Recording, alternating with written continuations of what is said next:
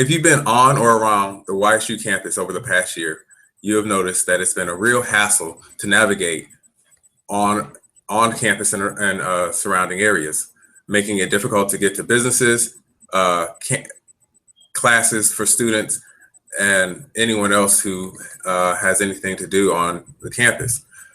My name is Joseph Flowers, and I'm part of a group of communication students at YSU who are conducting a survey, or who did conduct a survey, to look further into the effects of this construction going on at Youngstown State University and how it affects faculty, students, and members of the community. We will be presenting today on the survey that was conducted. Our survey presentation will begin with Nick Dermatis discussing the outside research that went into doing the survey, creating the survey, followed by Stephanie Miranda and Angela Formicelli, who will discuss the construction of the survey guide as well as the survey itself. Next will be Jake Capizzuto, who is going to discuss how we administered the survey. And finally will be Jennifer Rodriguez, who will discuss the creating, tabulating, and analysis of the survey. Okay, we're going to begin with Nick. Thank you, Joseph. Starting from, plan started about 2 years ago through the city to shut down majority of Wick Avenue from Lincoln all the way up to the Madison Expressway. The projected time that was going to be complete would be 9 months. They first started off with the intersection at Lincoln and Wick Avenue, which they wanted to work on first. That was actually federally funded, excuse me. And that was completed about near the end of the winter time, which they wanted to knock out first because then they could focus majority on Wick Avenue. There was a lot of detours that were going to be expected. In fact, according to the Youngstown Public Works Director, Chuck Sasho, he said, quote, "The amount of underground work could be accomplished in the winter and into spring and be done by the summertime rather than trying to rush things in the spring and summer." What they were going to do is they're going to bury utility lines. They were going to add new lights. The road itself will be cut down from 4 lanes to 3 lanes with a median in the middle. New traffic lights, new traffic signs, and in fact, there's actually going to be 20 parking meters on Wick Avenue that you can not only pay for by coin, but you can also pay through debit or credit card, which is kind of good for the city of Youngstown when it comes to technology-wise and everything like that. It's nearly a $5 million project. 3.9 of it was funded through the city of Youngstown, and the rest was from Scrap City.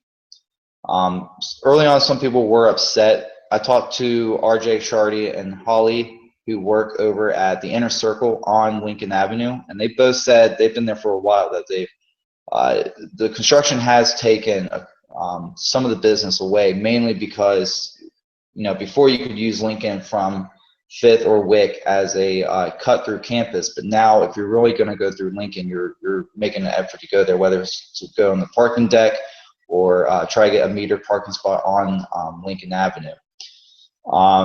The future plans, they're planning on making a Barnes & Noble bookstore by Lincoln and Fifth Avenue. And once they are done completing with the Wick Avenue project, they're actually going to start working on Fifth Avenue and reconstruct that. So when students and faculty and people visiting the campus were just getting used to detours and everything like that, they're going to have to readjust themselves, because maybe, hopefully, probably starting next year in 2018, they're going to plan on tearing down Fifth Avenue. Some of the early photos that were taken, as you can tell, they really marked it up a lot. And then there was actually, I took a photo not too long ago, a couple days ago, of Wick Avenue. That's Wick in front of Bliss Hall. So they actually have been making some moves here, and hopefully the completed time is September of this year to get everything done, which will be good because students will just be starting getting back into class, and hopefully it'll be done with. So now I'm going to lead it into Stephanie. Thanks, Nick. So I will explain how we constructed our interview guide. We basically separated into three different sections. Our first section was the effect on commute, which went into schedule changes, route changes. I know for me, at least every 2 weeks, I had to change the way I went to school just because there was a new construction, new road was closed. So that made it a little bit more difficult on myself. The next one was parking, closed decks, limited meters.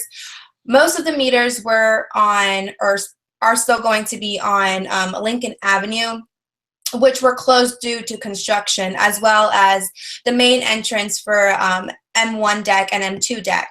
So all the traffic had to go through one entrance, which made traffic a lot more jammed packed. The next one we went to was added stress. Being late to class, careless students. I know not only did we have to find a new route to school, but find a parking spot, as well as try not to be late to our classes, was one of the added stress that we had to have because of the construction. So that is how we basically constructed our interview guide, and Angela will explain to us how we constructed our survey. Thank you. Okay, so we constructed our survey obviously based off of the guide. We wanted to make sure that we had hit every point and everything that had affected the campus up to now. So each of us came up with about 4 questions for the survey. We wanted to make sure all the questions were relevant to what's going on and what's been going on in the last year. And many of those questions stemmed from what we had all individually experienced, whether it be late to class, careless students in the parking deck, being reckless, things along those lines. So we wanted to make sure that we applied what we felt was important to the survey. And we also wanted to make sure we asked people's opinions on changes of route and, the parking deck and parking lot situations. When we asked these questions, we wanted to see how we used the Likert scale because we wanted to see how strongly people felt it affected them or didn't affect them. So now I'm going to pass it on to Jake, who's going to talk about how we administrated the survey. Thank you, Angela. So as far as how we administered our survey, we did strictly physical copies only because there really wasn't, because it was a rather local, what we were researching was pretty local. There was really no need to get a link or use SurveyMonkey or any of those other survey related services. So we did physical copies only. As far as who we surveyed, some people were known, some people were unknown. Again, going back to being a locally done research, I guess. We didn't really need to expand that much, so we only needed to talk to people who were in and around YSU, whether it be students, faculty. Nick actually made the extra effort getting on campus and passing out to some people on there, so kudos to you, Nick. Thanks for, the extra work. So again, we did both students and faculty. They were both administered the survey. And before administering the survey and on the actual survey, all the participants were notified that personal info, such as email, phone number, all of that would be kept confidential. So there was no personal info that they had to worry about getting out to people that they wouldn't want it to get out to. And participants also gave an optional phone number in case we needed any follow-up questions regarding any of their answers to the survey.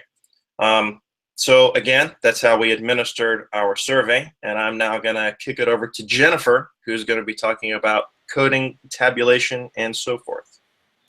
Thank you, Jake. Okay, so I'm going to be presenting the breakdown of the survey results. So if you take a look at the slide, you'll see that we administered the survey to 17 individuals, and this is the breakdown of those individuals. 11 of them were female, 6 were male. We had 13 students, so majority of the people who took the survey were students. 2 of them were faculty and 2 were visitors. We also, well, the 2 faculty, obviously, they worked at YSU, so 15 did not. And then there were about 6 people who worked near YSU, so they still had to commute through the construction or around the construction just to get to work. The age breakdown was 17 to 32. You will see that the majority of the people who took the survey were between 17 and 20 years old. We had about 3 people that were over 32 years old, and then the rest were kind of in the middle there. We go to the next slide here. I just picked out a couple questions that had some of the more popular answers. Question 1, which was, since the beginning of construction, commutes to and from YSU have become very stressful. 10 out of the 17 people all chose to agree with this statement. There were 20 questions completely, and each question had 5 options to choose from strongly agree, excuse me, strongly agree, to somewhat agree, to disagree, and strongly disagree. And then if we go over to the following 2 slides, here are the complete results of each question and the answers to them. Yeah. Okay, and then I'll hand it back off to Joseph to go ahead and close. Okay, thank you, Jennifer. So that concludes our presentation. Again, if you've been on or around the YSU campus, you know how much of a hassle it has been and it continues to be. However, we are very optimistic. We believe that they are on schedule and will complete it, hopefully by the time we enter classes in the fall. Also, we believe that it's going to add a lot of beauty and convenience to our campus.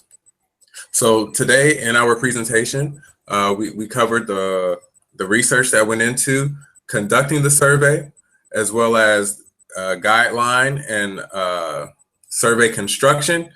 We also did how we administered the survey, and we covered the coding, tabulating, and the analysis of the survey.